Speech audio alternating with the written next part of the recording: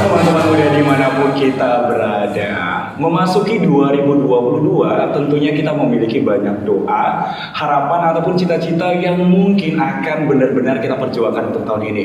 Nah, pasti ada di antara kita yang memiliki harapan di tahun lalu tapi belum tercapai. Apalagi selama 2 tahun belakangan ini kita harus benar-benar berjuang untuk tetap sehat, untuk tetap bisa beraktivitas di masa pandemi COVID-19.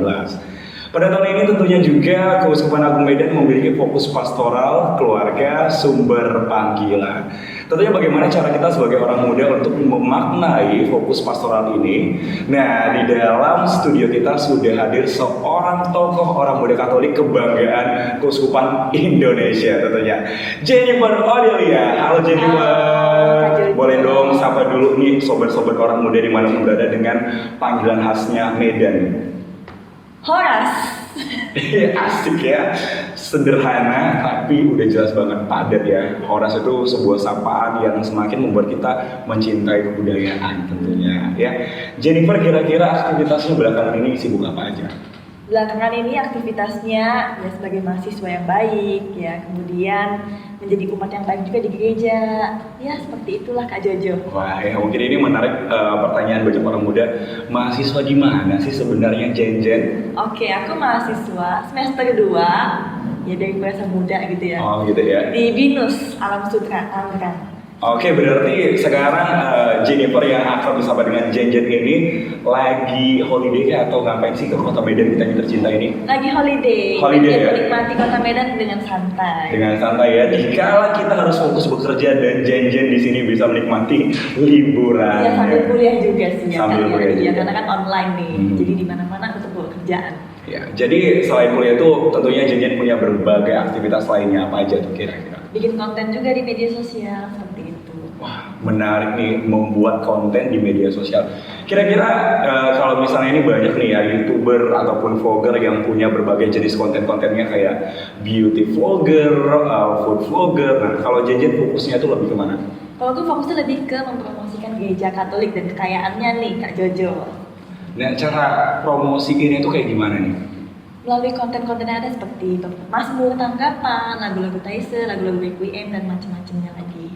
Gitu. Menarik sekali ya, apalagi kalau kita berbicara tentang konten-konten Katolik ini ya, jujur aja nih ya, honestly ya, gak banyak orang muda fokus untuk konten-konten ya. Iya, benar. Karena kalau misalnya kita juga browsing di YouTube atau mungkin di Google dan sejenisnya itu mungkin yang lebih banyak tertarik dengan yang namanya konten Katolik itu kayak biarawan, biarawati, bener ya.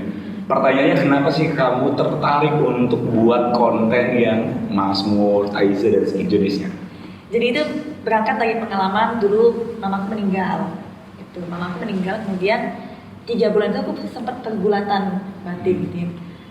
Kok Tuhan ninggalin aku gitu. Lalu waktu ditinggalkan itu aku umur 17 tahun dan menjelang aku pindah ke Jakarta untuk kuliah. Sebelumnya boleh tahu di mana tinggal? Di Pontianak. Oh, di Pontianak. Kalimantan. Jadi pas aku pindah ke Jakarta, aku pengen pelayanan, aku ditolak sama gereja-gereja karena aku tidak mengerti cara membuat kakak lingkungan seperti itu. Benar. Kemudian waktu itu aku juga tidak punya transportasi ke gereja, jadi mengeluarkan kos lah. Gitu. Dan aku mikir, ngapain aku tiap minggu ke gereja ngeluarin kos, tapi aku nggak bisa pelayanan seperti itu sampai ditolak berkali-kali gitu. Jadi aku berpikir gimana caranya supaya aku bisa tetap pelayanan tapi nggak usah ke gereja gitu, dari rumah aja gitu loh. Karena lama-lama aku belajar pelayanan tuh nggak harus ke gereja loh, tapi kita bisa dari aksinya kita sendiri gitu. Lalu karena kuliahku waktu itu adalah DKV, Desain Komunikasi Visual, jadi aku berusaha mengaplikasikan apa yang udah aku pelajari di kampus dengan action nyatanya. Kebetulan nyanyi, aku senang nyanyi. Aku bilang sama papaku, Pak aku mau dong seperangkat alat untuk rekaman dan juga lain-lainnya gitu kan. Dan papaku ngasih tuh. Jadi di situ aku mulai nyanyi gitu. Pas mulai disebar-sebarin juga di Instagram dan media sosial lainnya, netizen mulai datang, mulai pada seneng ya, mungkin tertarik dengan konten-konten Katolik gitu ya. Loh kok ada yang nyanyi Katolik nih gitu kan. Karena biasanya lagu-lagu Kristen dan ya macam-macamnya lah gitu. Lalu aku mulai bingung gitu kan, loh kok banyak netizen yang datang gitu kan. Ya, ternyata mulai tertarik ya. Bukannya kita seneng ya, tapi kita malah bingung waktu pertama kali gitu kan. Jadi akhirnya waktu aku masih mahasiswa itu udah DNA banyak, kita punya kerjaan tambahan lagi gitu kan, meladeni netizen itu lagi gitu ya. double job jadinya. Iya. Gitu kan. Tetapi Lalu- sejauh ini netizennya itu masih ya positif dong Iya, tentunya masih ya. positif ya gitu. Puji Tuhan dan Puji Tuhan ya, masih aman Iya, banget ya. gitu. Lalu dari situ aku pengen nggak hanya nyanyi aja nih, aku pengen menawarkan sesuatu apa lagi. Aku waktu itu masih nol banget soal Katolik ya, kayak ya udah cukup tahu misa doang gitu kan. Tapi lama-lama aku belajar nih, oh iya, aku nggak bisa nyanyi doang dong gitu kan. Lagu-lagu Katolik itu juga banyak ternyata. Lalu kemudian mulai Mazmur Tanggapan. Mazmur Tanggapan tuh muncul kenapa? Karena pengalamanku waktu ke stasi-stasi gitu ya. Waktu ke stasi-stasi itu aku melihat mereka bisa-bisa aja udah syukur gitu loh. Ada romo aja udah syukur gitu. Nggak perlu kurang bagus, yang penting bisa nyanyi aja udah syukur. Jadi aku bertanya-tanya gimana ya caranya supaya aku bisa menyampaikan Mazmur yang baik itu seperti ini loh, atau enggak minimal Mazmur Tanggapan yang ini tuh seperti apa sih. Jadi mereka punya gambaran gitu kan. Kalau misalnya kita mau belajar lagu-lagu pop, kita tinggal dengerin di YouTube, tapi kalau Mazmur Tanggapan kita belajar dari mana? Iya benar sekali ya. Apalagi memang kalau kita mengingat ya, kadang memang kita sering juga ini salah tafsir ibaratnya Tuhan itu nerima apa aja sebenarnya dari apa yang dengan ketulusan kita, tetapi sebenarnya kita itu bisa lebih daripada diri kita yang sebenarnya. Karena ini emang menarik ya, kalau kita juga lihat banyak di gereja misalnya kayak gini nih, Mazmur ya mungkin karena keterbatasan kemampuan ya atau mungkin sumber dayanya juga akhirnya ya sebatas aja ya kan, cuman mungkin ada nadanya kalau salah-salah sedikit, aduh udah deh maklum aja, sering banget ya kayak gitu ya. Dan itu jadi salah satu alasan kenapa kamu tertarik untuk bisa mengembangkan atau mungkin memberikan edukasi yang menarik ya, bagaimana caranya untuk menyanyikan Mazmur. Nah kira-kira nih awal mula kamu jadi pemazmur di gereja? Oh, kalau pemazmur dari gereja itu waktu komuni pertama. Jadi anak-anakku dikumpulkan di gereja, biasa lah ya, latihan dan pengenalan juga gitu. Lalu mamaku tuh termasuk yang paling aktif di gereja. Jadi dia bilang sama pelatih kurnya untuk milih aku jadi pemazmurnya gitu. Lalu setelah selesai briefing itu pelatih itu datang, dia bilang gini, siapa yang mau jadi pemazmur? Gitu kan, pemazmur komuni pertama. Ya otomatis nggak ada yang mau jawab dong, nggak ada yang mau angkat tangan gitu kan. Tapi karena sudah di kong kali kong ya sama mamaku juga, dia bilang, kamu ya Jennifer jadi pemazmurnya. Aku langsung yang kayak, oh iya pak gitu. Oh gitu dong ya, gitu kan. oh dengan polos ya, tapi dalam hati kayak aduh kok aku ya, aduh, aku gitu ya. Aku gitu kan. Antara mau tapi aduh gimana ya, nervous pasti dong ya. Benar banget. Jadi ya udah pulang itu mamaku seneng kan, soalnya aku yang jadi pemazmur, dia yang kayak ngajarin terus, ini loh mazmurnya seperti ini ya. Aku ingat banget tuh mazmur pertamaku. Jadi mazmurnya adalah pujilah puji Allah Tuhan yang Maha Baik. Serius rasanya dengar langsung ya dari pemazmur dari surga ya, luar biasa sekali ya, tahu banget ya. Berarti itu jadi kenangan termanis yang kamu ingat ya, bahkan sampai sekarang kamu ingat mazmur pertamanya kamu ya. Iya betul sekali. Iya luar biasa. Jadi berbicara kembali soal menjadi seorang pemazmur tadi ya. Sebenarnya yang kamu lihat daripada selain mungkin ya banyak anak muda zaman sekarang, mungkin dari orang muda ya atau bahkan pemazmur yang tingkatannya itu nggak terbatas ya orang tua juga banyak. Apa sih kira-kira sebenarnya yang paling perlu dibenahi dari pemazmur zaman sekarang? Bukan hanya berbicara soal nada-nada lantunan suaranya, apa sih sebenarnya yang paling perlu dibenahi?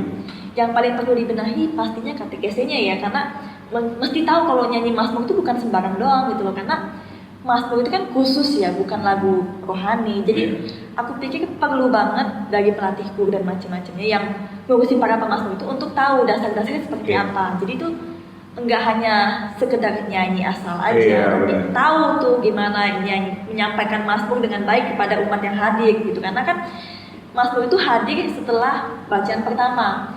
Mungkin nggak semua umat dengerin bacaan pertama seperti apa, tapi itulah di situ tugas pemazmur untuk menyampaikan apa ya poinnya dari bacaan pertama tersebut melalui mazmur yang dinyanyikan.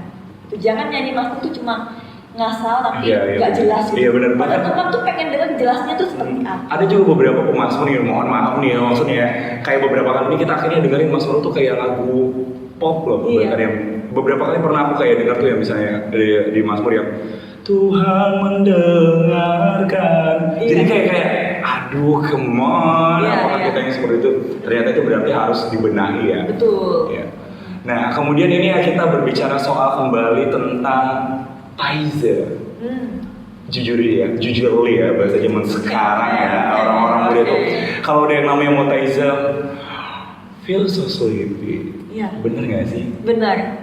Kalau menurut kamu berbicara tentang lagu Taiza itu, ya, bagaimana sebenarnya supaya Taiza itu bisa membuat anak muda itu bersemangat mengikuti, ya, minimal ya mengimani lah. Bagaimana sih sebenarnya cara kamu untuk menyampaikan si Taiza, lagu-lagu Taiza itu, ya easy listening, ya bisa benar-benar membuat apa sih namanya kayak ngerasa healing ya, bahasa zaman sekarang healing ya, gitu. Gimana sih caranya kamu bisa menyajikan itu? Kalau dari itu mungkin dari aku sendiri kan ya, karena kan tiap orang punya karakter suara yang berbeda-beda ya. Ada yang memang bisa untuk menyanyiin lagu-lagu puji-pujian, tapi kalau aku memang suaraku tuh lebih spesifiknya ke lagu-lagu persembahan. Jadi ketika orang mendengar suaraku tuh kayak wah healing. Gitu ya, nyaman ya. Iya, jadi nyaman gitu. Dan aku memang jujurnya juga gitu ya. Aku kurang suka juga nyanyi lagu-lagu puji-pujian juga gitu, karena powerku juga nggak nyampe. Jadi aku kurang bisa di situ. Jadi aku lebih mengkhususkan diri di lagu-lagu yang membawa mereka pada kedamaian, ketenangan.